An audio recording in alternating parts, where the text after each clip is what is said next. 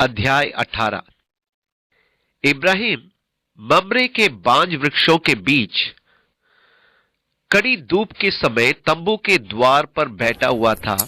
तब यहोवा ने उसे दर्शन दिया। उत्पत्ति 18 का 1।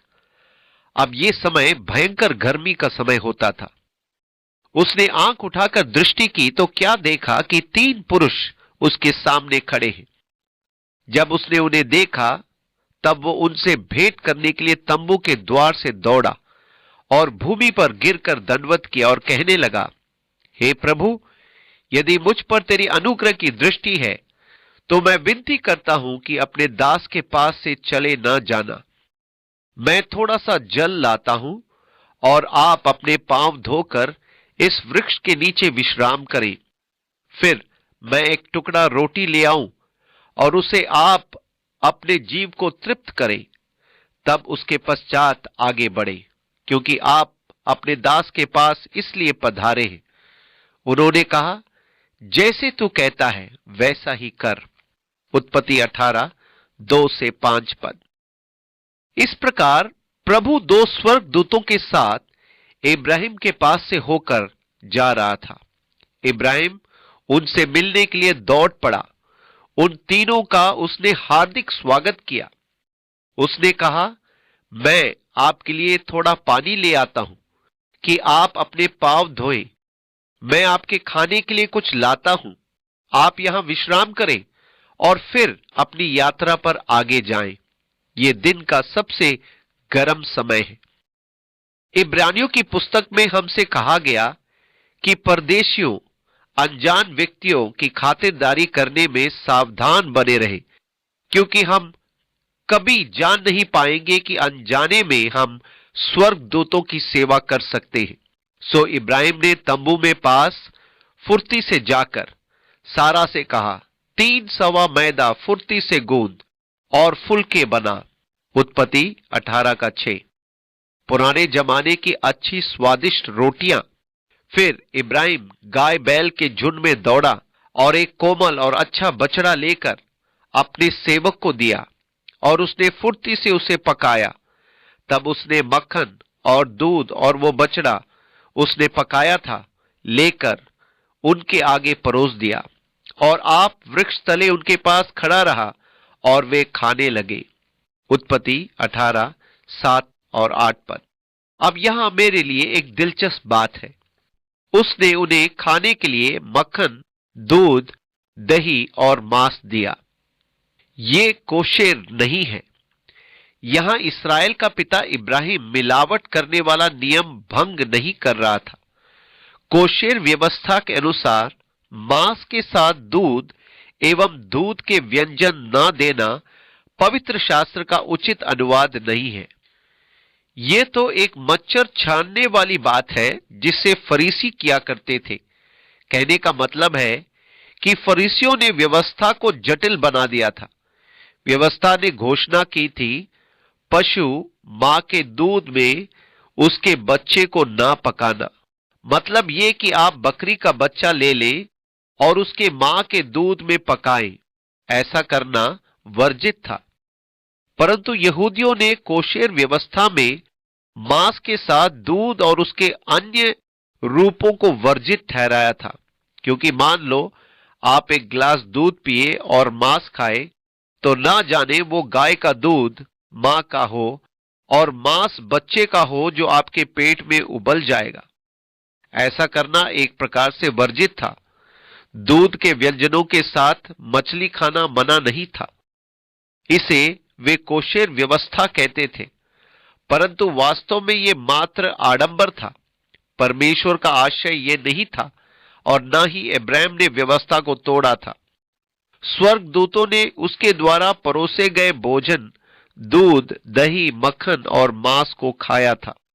शास्त्रियों की शिक्षा के अनुसार तो यहां इब्राहिम और स्वर्गदूत सब अशुद्ध हो गए।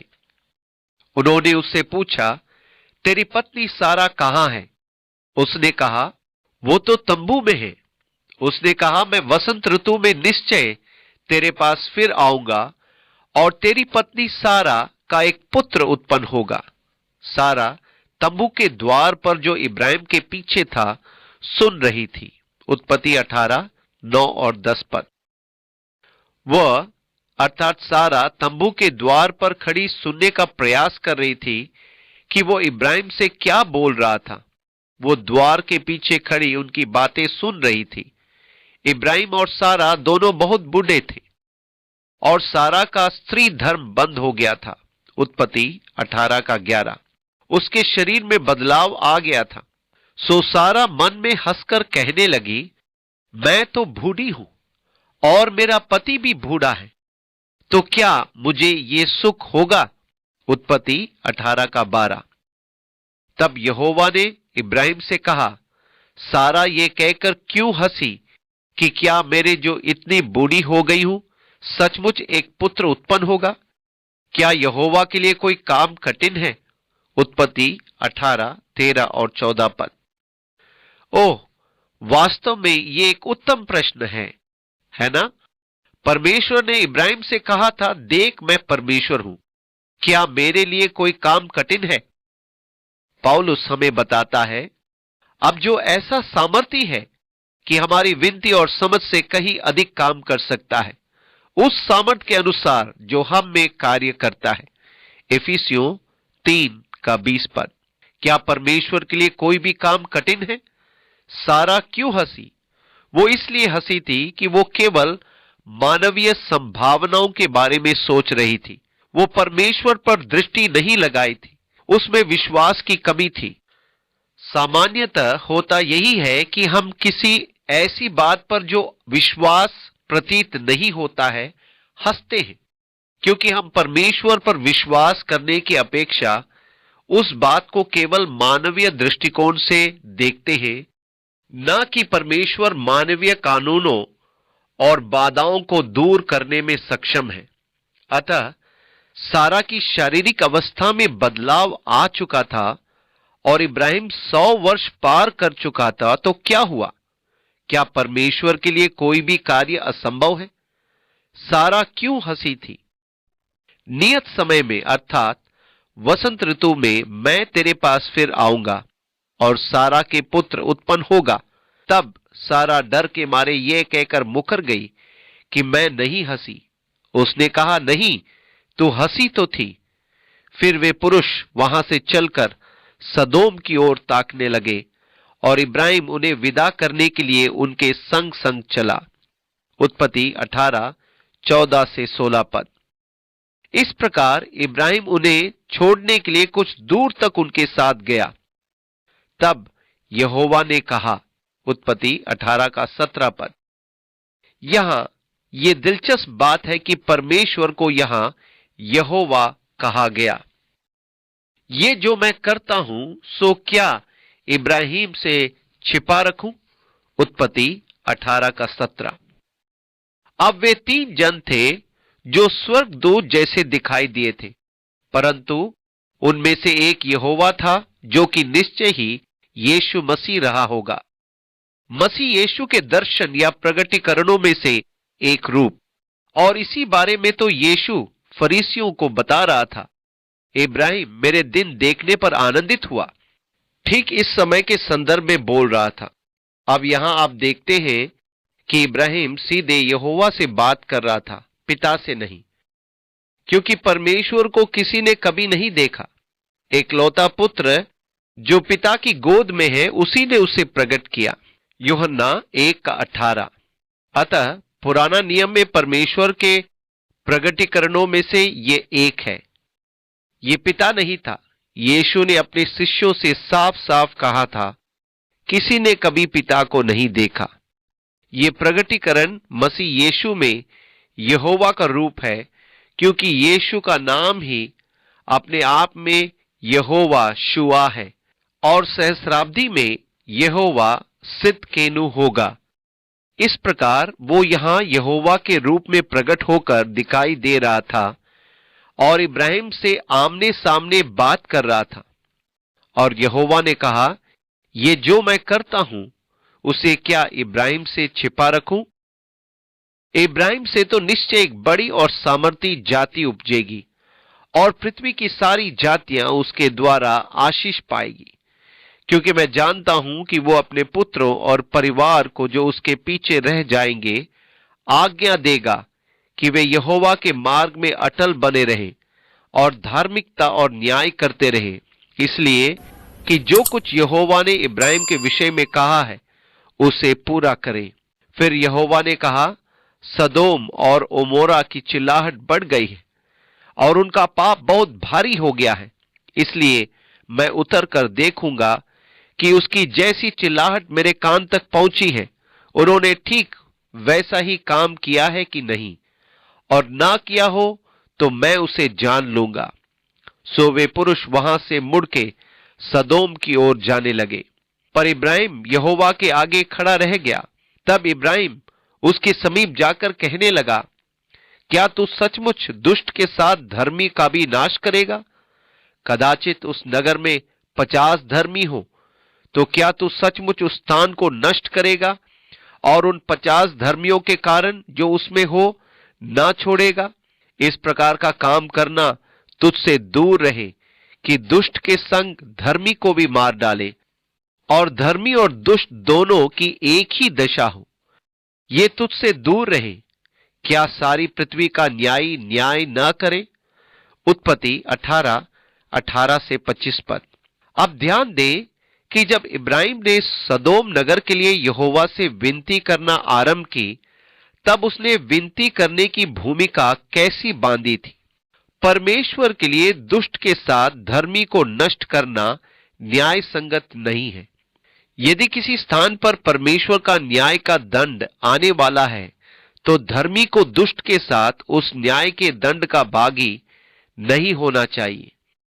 यदि न्याय का दंड लोगों की दुष्टता के कारण आने वाला है, तब परमेश्वर के लिए यह ठीक नहीं कि दुष्ट के साथ धर्मी को दंड दे। उसकी दलील यही थी, और इसका आधार यह है कि क्या सारी पृथ्वी का न्यायी न्याय न करे। यह उचित नहीं कि धर्मी लोगों को भी वही दंड सहना पड़े जो दुष्टों को दिया जाएगा, वही न्याय का दंड जिसे दुष्ट को भोगना पड़ेगा। क्या तो दुष्ट के संग धर्मी को मार डाले? अब यह एक अत्यंत महत्वपूर्ण बात है और पतरस ने इसे अपनी पत्री में दर्शाया है। वो बताता है कि परमेश्वर धर्मी मनुष्य लूत को अधर्मी लोगों के मध्य से कैसे छुड़ाता है। तो प्रभु भक्तों को परीक्षा में से निकाल लेना और अधर्मियों को न्याय के दिन तक दंड की दशा में रखना भी जानता है। दूसरा पतरस 2:9। मैं इस बात को इसलिए बता रहा हूं कि बहुत से लोग महाक्लेश में कलीसिया के होने के मतधारक हैं। क्या वे दूसरे शब्दों में यह कहना चाहते हैं कि परमेश्वर पक्षपाती है? क्या वो दुष्ट के साथ धर्मी जनों का भी दंड देगा? क्या कलीसिया को परमेश्वर के इस महान्याय के दंड अर्थात महाक्लेश से गुजरना पड़ेगा जब परमेश्वर का दंड पृथ्वी पर उंडेला जाएगा? वे उस धर्मशास्त्र का विरोध करते हैं जिसकी भूमिका इब्राहिम यहोवा के सामने बांध रहा था, अर्थात आधार वाक्य के रूप में कह रहा था कि क्या यहोवा के लिए यह न्याय संगत है कि वो दुष्ट के साथ धर्मी को नाश करे। उस महाक्लेश के समय जो पृथ्वी पर आएगा उसके बारे में ये लोग घोषणा करते हैं कि कलीसिया को महाक्लेश से गुजरना पड़ेगा और दुष्टों के साथ दंड भोगना पड़ेगा। ये न्याय का दंड है और परमेश्वर का प्रकोप उन दुष्ट लोगों के विरुद्ध उंडेला जाएगा जो पृथ्वी पर वास कर रहे होंगे। वे ये घोषणा कर रहे हैं कि परमेश्वर न्यायी नहीं है, क्योंकि इब्राहिम की संपूर्ण विनती का सार यह था कि क्या यहोवा के लिए दुष्ट के साथ धर्मी को नाश करना उचित या न्याय संगत या सही है? क्या सारी पृथ्वी का न्यायी न्याय न करे? यहोवा ने कहा, यदि मुझे सदोम में 50 धर्मी मिले तो उनके कारण उस सारे स्थान को छोड़ूंगा। उत्पत्ति 18:26। अब ध्यान दें कि किस प्रकार से कुछ लोग परमेश्वर के दंड को रोकने का प्रयास करते हैं। परमेश्वर अत्यंत धीरजवंत है। यदि इस नगर में केवल 50 ही धर्मी लोग मिले तो उनके कारण दंड नहीं दूंगा, अर्थात परमेश्वर के न्याय का दंड रोक दिया जाएगा। परमेश्वर दया में आनंदित होता है और दुष्टों से भरे संपूर्ण समुदाय को थोड़े से धर्मी लोग दंड से बचा सकते हैं। यीशु ने कहा, तुम पृथ्वी के नमक हो, मत्ती 5:13। इसलिए परमेश्वर के पास आप है जो बचाने का प्रभाव है, समाज में नमक का स्वाद। इसके लिए धर्मी जनों की बड़ी संख्या नहीं चाहिए, केवल कुछ ही धर्मी जन परमेश्वर के दंड को रोक सकते हैं। फिर इब्राहिम ने कहा, हे प्रभु, यहां अदोनाई शब्द है, सुन, मैं तो मिट्टी और राख हूं, तो भी मैंने इतनी ठिड़ाई की कि तुझसे बातें करूं। उत्पत्ति 18:27। और देखो, मैं तो केवल धूल, मिट्टी और राख हूं, पर मैं परमेश्वर से बात करने की पहल कर रहा हूं। कदाचित उन 50 धर्मियों में 5 गढ़ जाएं तो क्या तो 5 ही के घटने के कारण उस सारे नगर को नाश करेगा? उसने कहा, यदि मुझे उसमें 45 भी मिले तो भी उसका नाश ना करूंगा।